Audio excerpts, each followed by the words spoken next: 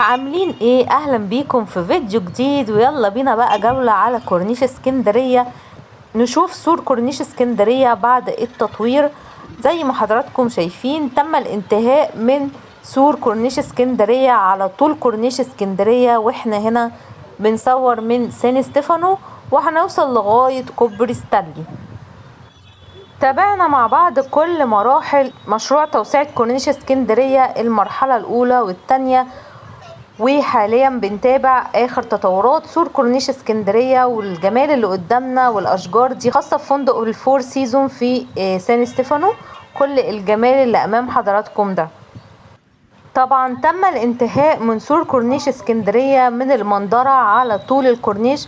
هتلاقوا سور الكورنيش بنفس التصميم، وشفنا كمان تصميم سور الكورنيش ده في كوبري محمد نجيب بنفس التصميم اللي هيتم افتتاحه قريب جدا، واللي تابعناه برضو مع حضراتكم. وهتلاقوا كل الفيديوهات موجودة على القناة.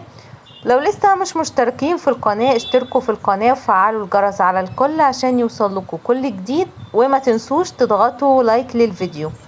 قناتنا خاصة بكل مشروعات اسكندرية وشواطئها، تابعوني عشان يوصلكوا كل جديد بنزله لحظة بلحظة. احنا هنا مازلنا موجودين في سان ستيفانو امام فندق الفور سيزون، وكل المساحة الجميلة دي خاصة بفندق الفور سيزون. شايفين قد ايه المنظر روعة هنا، والاشجار جميلة جدا، ولكن كل ده خاص بفندق الفور سيزون. بعد كده هنروح على منطقة جليم وهنشوف مع بعض طبعا شاطئ جليم العام وشاطئ جليم الخاص. وكمان في لسان جديد كنا صورناه مع بعض، وقلنا انه هيبقى جليم باي 2 بيتعمل داخل البحر في جليم.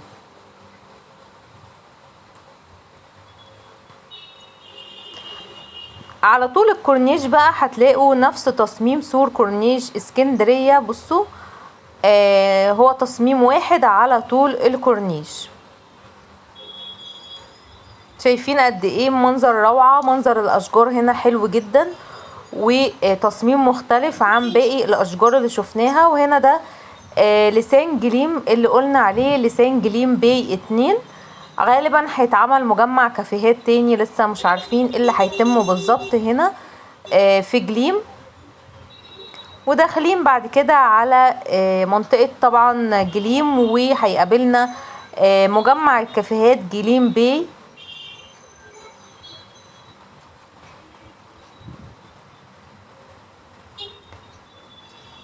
شواطئ جليم طبعا اسعارها شاطئ جليم العام عامل 5 جنيه، طبعا شامل الكرسي وترابيزة وشمسية وخدمات الشاطئ.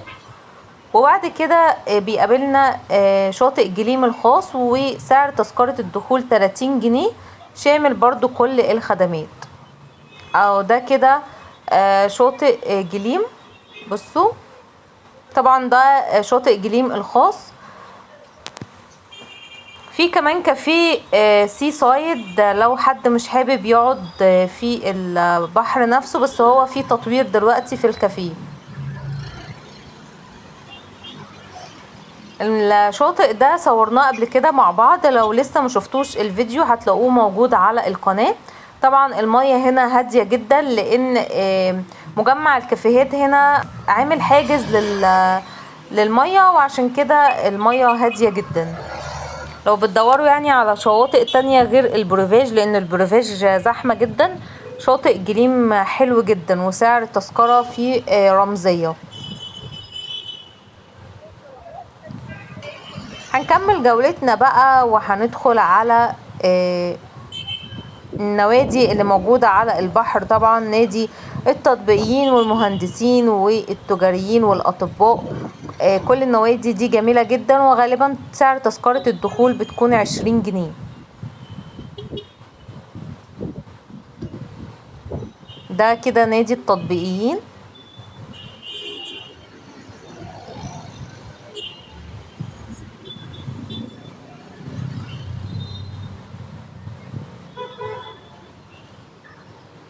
ونادي المهندسين. هي مجموعة نوادي جنب بعض على البحر وجميلة جدا، وفيها كمان قاعات للأفراح. هنكمل جولتنا وهنوصل لحد كوبري ستانلي، وهيكون كده خلصت جولتنا النهاردة. وبيتعمل كمان فندق في ستانلي صورناه مع بعض قبل كده وموجود برضو على القناة طبعا. وتطوير كازينو السرايا ده كده الفندق اللي بيتعمل اسفل كوبري ستانلي.